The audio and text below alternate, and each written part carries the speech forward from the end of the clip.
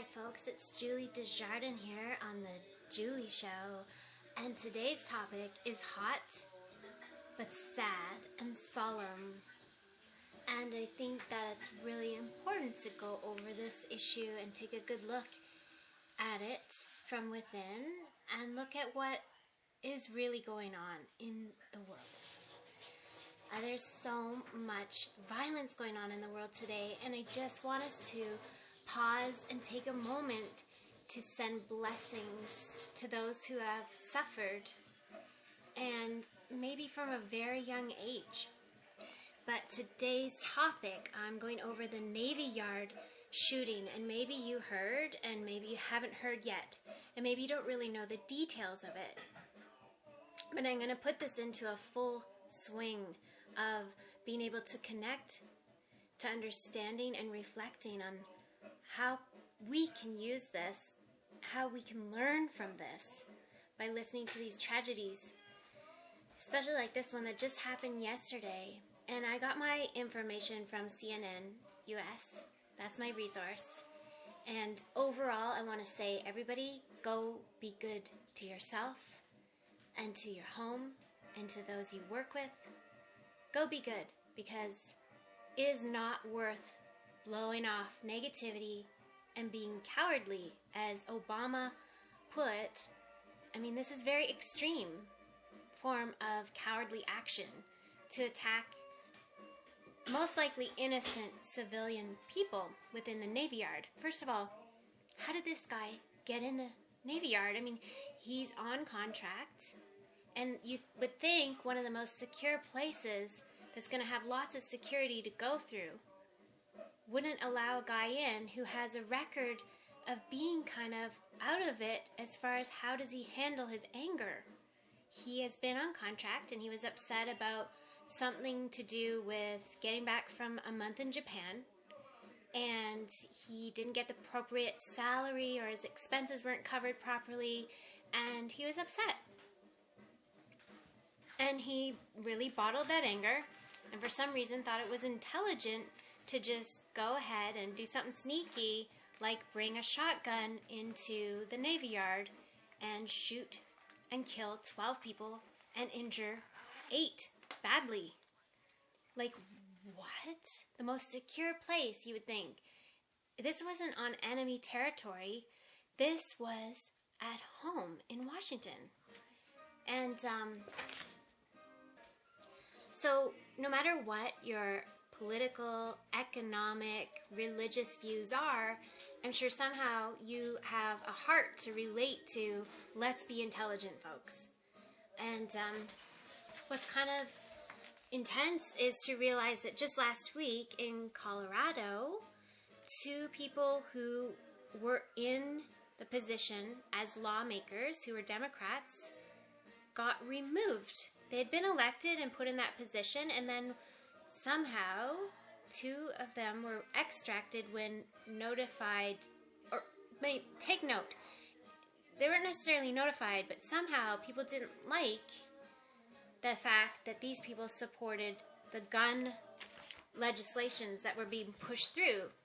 So they were removed, and this isn't done very often, or if ever. They were removed from their position of power, or just wanting to push this legislation that connects with Obama's focus and what he's pushing for, which is to have more gun regulation. And he also pushes for security background checks, especially within these military spaces. There was no security background check on this guy. He had had an arrest. I'm talking about this guy yesterday. He had had an arrest, and he's 34. One guy totally went in with a shotgun, had his security pass to get in there, and nobody noticed that he had a gun in his car with him as he went into the yards. And he actually went into an above situation, into the atrium, and shot down above on people. So who let him up there? Like, who lets people go up into these spaces just like that? Well, he must have punched out some security guy, because he had 2 security pistols, it looked like. And they don't know how he died yet. I don't know if that's released yet. but he did die at the end of his freak out. But it was a premeditated freak out. It was not premeditated. It was not just a reactionary, well, screw you. It was like, I am really going to screw you. And why was there no proper security to this situation? You may be like, so what? They're in the military. That's the risk they take. But mostly these people are here to protect us here. And most of them were civilian office workers who work to protect people. And the security was lacking. And you know what? That's not Obama's fault, because that's not his point of view. And he doesn't have control over everybody's sloppiness. And he doesn't have control over the laws. Like, there should be a law on strengthening the security. They may tighten up and get stronger at doing background checks. Like, nobody realized this guy has been arrested for firing his arms when he shouldn't be. He was angry at some construction work and he shot the tires out.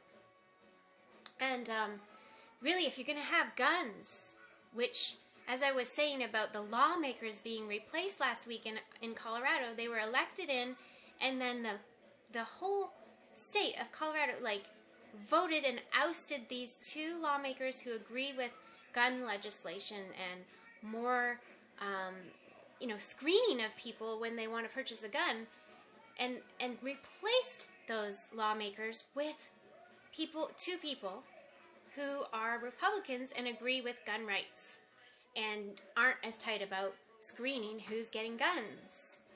So, honest to God, Obama is not to blame. He's doing his best to push the protection for people.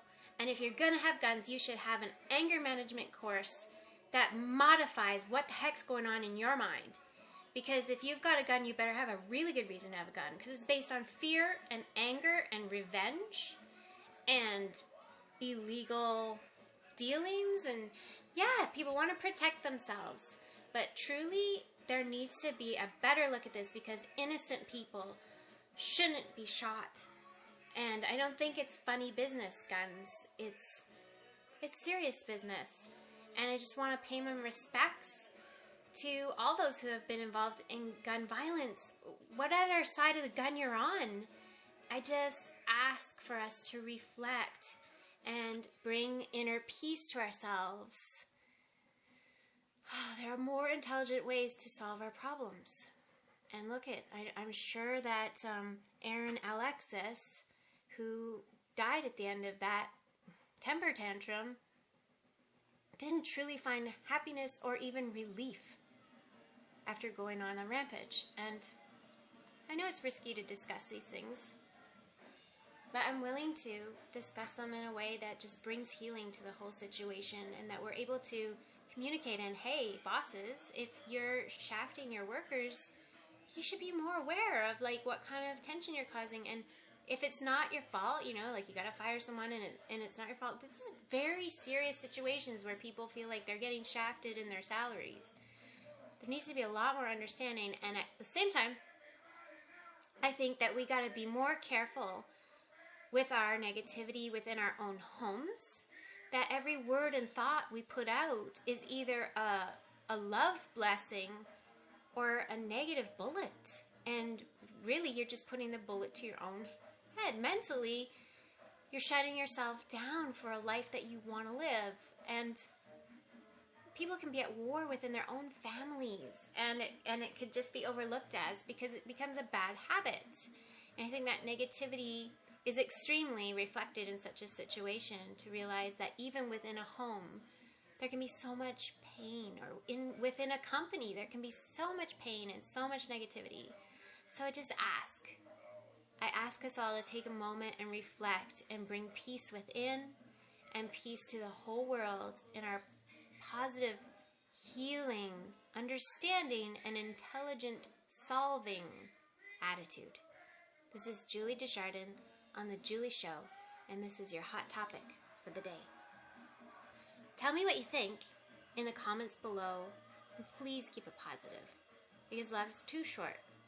Life is too short to be negative. And subscribe to my YouTube channel if you're really digging these hot topics. Like it, share it, is a hot thought of the day.